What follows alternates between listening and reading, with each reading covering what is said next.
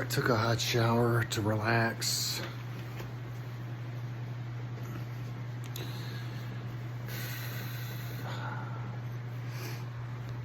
Meditating on this subject matter makes me feel nauseous.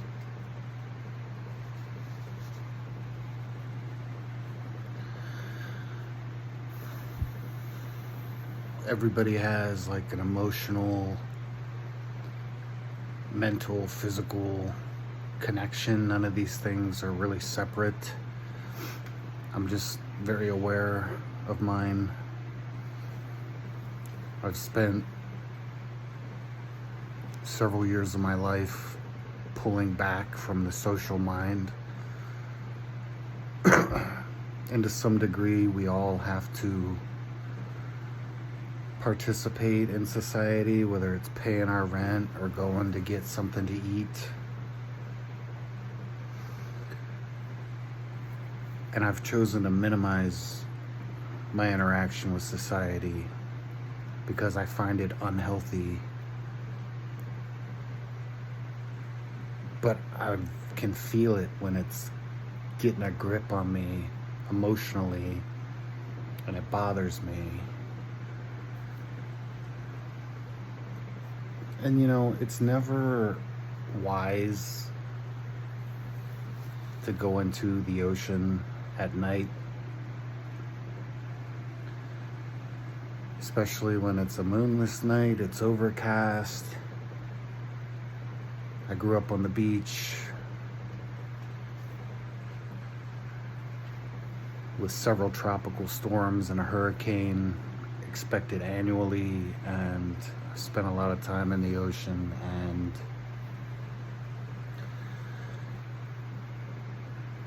when you're not only going into the ocean at night, when you're dealing with strong currents, it's beyond unwise, it's reckless. I've drowned several times. I've had several shark encounters with other things like barracuda, Portuguese man-o'-wars, really neon bright amoeba looking things in sea caves that electrocute you if you fucking touch them. Like, it's unwise to go into the ocean at night.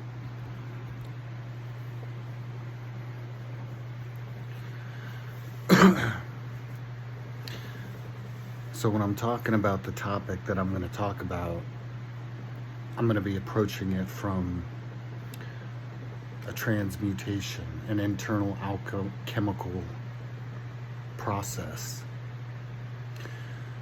Because when you're dealing with something like racial supremacy, you're dealing with something very base. Not based, but base. Like your foundation, this root.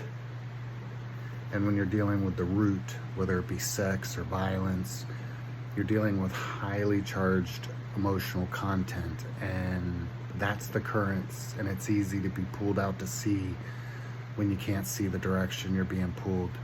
And what I'm going to do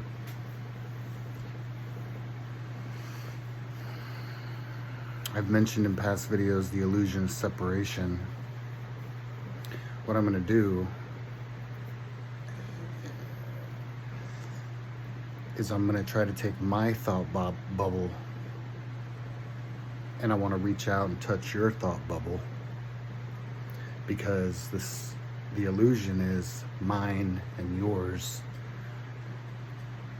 I'm trying to communicate with you. I'm trying to reach you. So I'm going to jump into these dark waters with a strong current, knowing that it's reckless. And I'm going to try to reach out and find you, knowing that the odds of me doing so are not great, and the risk sucks.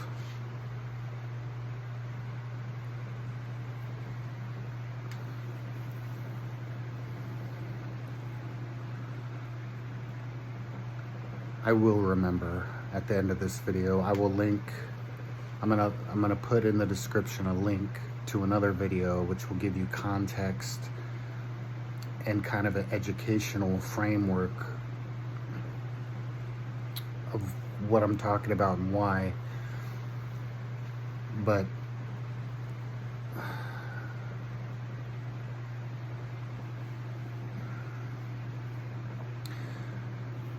the rise of neo-Nazism in Europe, primarily in Germany, I think Finland, America, over a year ago, I tagged some people. Brian Young was one of them. He's got some channels. I've got his playlist, Brian Young, but like the Disturbing Illusion channel. But I've tagged several people over a year ago, and I said, pay attention to Nick Fuentes. And this was prior to the Charlie Kirk assassination, but I said pay attention because he's got a large, low IQ following of very disenfranchised people that he's pushing towards white Christian nationalism. And then the Charlie Kirk assassination happened, and he flipped complete 180 on a dime. He's no longer anti-Chosenite. Now he's like, oh, I'm not talking about them, no, he's scared all of a sudden. And he'll talk about anything but that, this half Mexican kid. He's going to talk about white supremacy and Christianity in America and all this silly shit.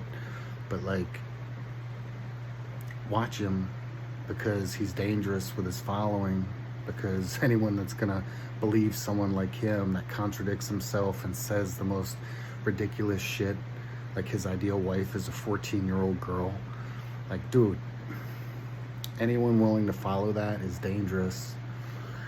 But then now, fast forward, and the guy I'm linking in my description, a little bit after that, he's talking about the dangers of neo-Nazism and its rise of nationalism in Europe.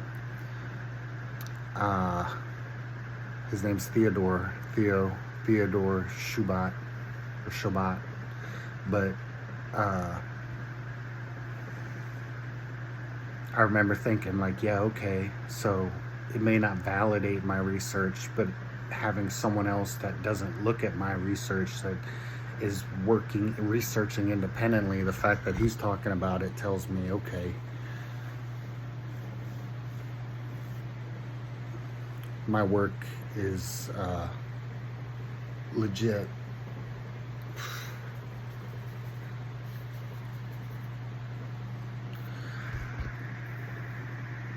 But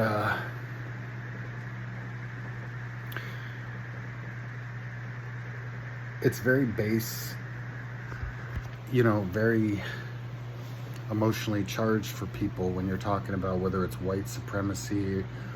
I mean, you got white people that believe, and that the people that went to Europe, especially like Denmark, which was like Daneland or Danland, the land of Dan, was from the tribe of Dan, the Hebrews. So, the real descendants of the Hebrews are Europeans. You got black people who think they're the original Hebrews. They're, and Jesus wasn't Arabic. He was black because times were different then. You have so many people, and they're tying this this thing with their identity, their skin color. They're tying that to now a spiritual aspect that only furthers emotionally charge this idea. And for me personally, as non-white, non-black, descendant of immigrants, Taoist since I was a teenager, for me, I just see this as different peoples trying to attach. They want to be the chosen ones. Now, how accurate they are, any of them, the whites, the blacks, whatever, how accurate they are, I don't know. I'm not a historian. I'm not a theologian, man. I look into the stuff. I see it. I'm aware of it, but I don't let it really get its claws into me.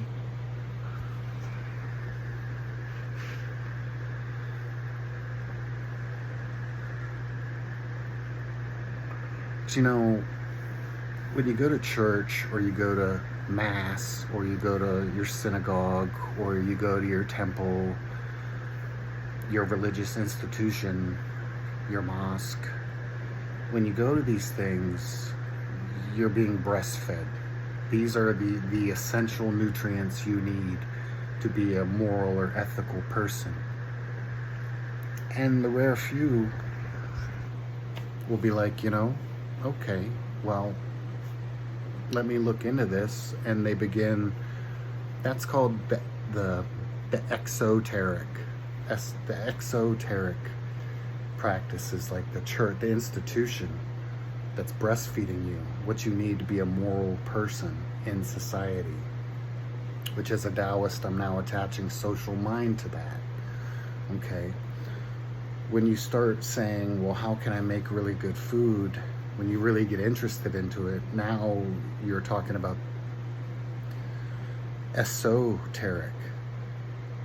Now you're going to culinary school and you're learning how to really be a good cook or a good chef. You know, you're no longer satisfied with the breast milk of exoteric, EXO, no now, which means outer, or on what's on display, and now you're talking about the esoteric, because you wanna learn more, you wanna understand it better. The ESO, the inner, the hidden. That's what the occult means. It means the hidden. And I'm no stranger to these things. You know, I could go on about it. If you're interested, I'll make another video on that. But the illusion of separation, and when you're dealing with something as base as your skin color, and you're tying it to these spiritual things,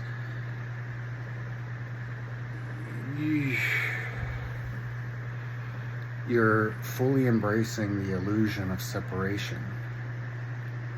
And reality is that there is no separation. Everything affects everything else. And the problem here is that your processing unit, and not just yours, nobody's processing unit on a conscious level can fully appreciate the spider web of reality that we live in, the connectedness of all things. Nobody can process that. And so it's a lot easier to say, to believe the illusion of separation.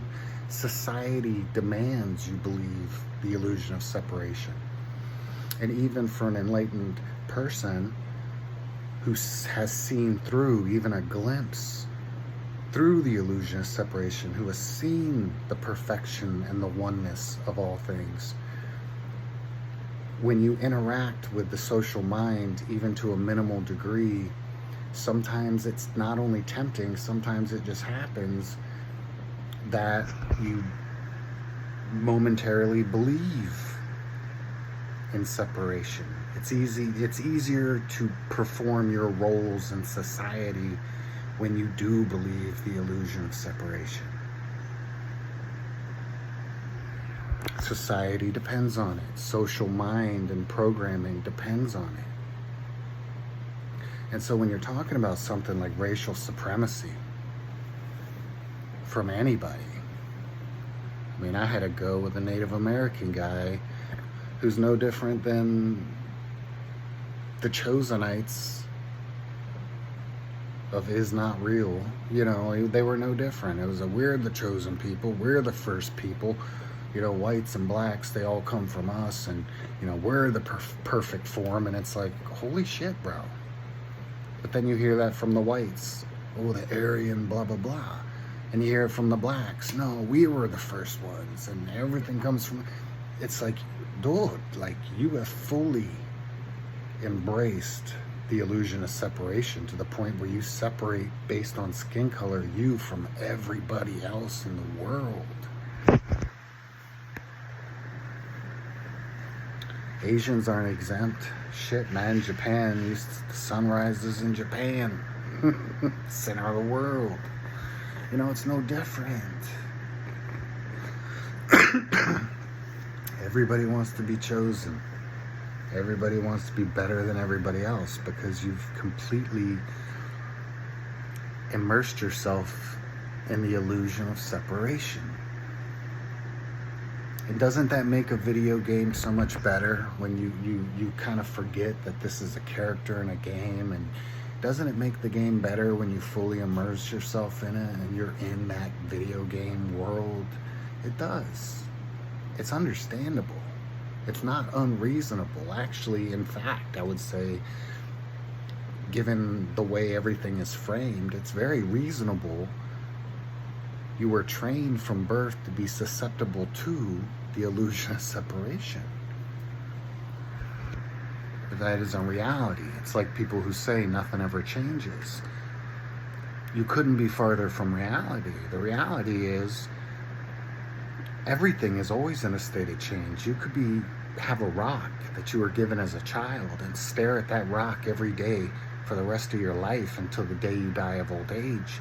And to your perception, to your processing capabilities consciously, you cannot tell that the rock it appears to have never changed since the day you got it. But in reality, that rock, from every moment that you found it to the moment you die of old age, and it looks like it hasn't changed, it has been changing the whole time. That is the state of reality. That's what keeps things in motion.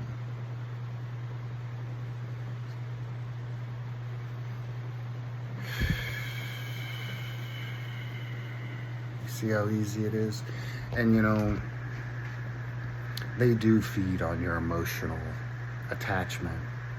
They depend on you believing in the illusion of separation and fully immersing yourself in the social mind and your roles in society. Like they fully depend on that, and they feed on it emotionally.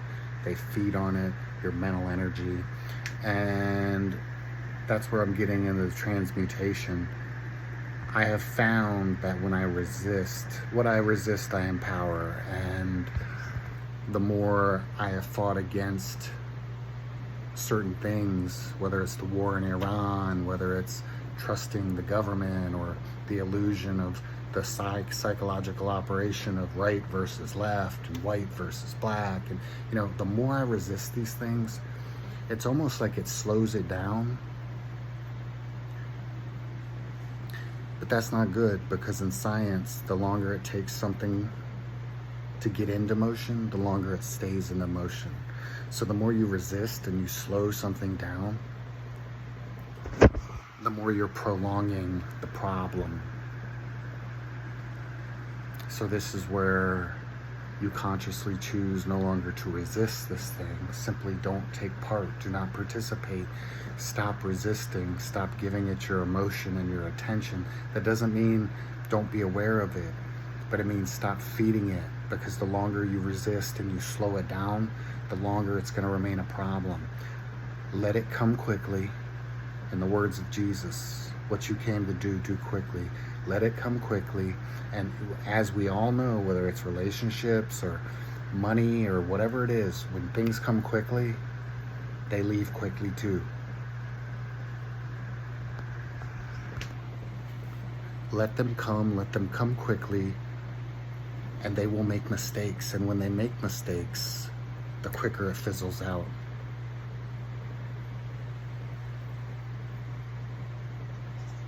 I hope you understand. I hope you meditate on what I've said, and no matter how dark the waters are, I'm reaching, I'm looking for you. I hope that we find each other. In order to win the fight for the future, we have to remember the past. We have to see through the illusion of separation. Next time.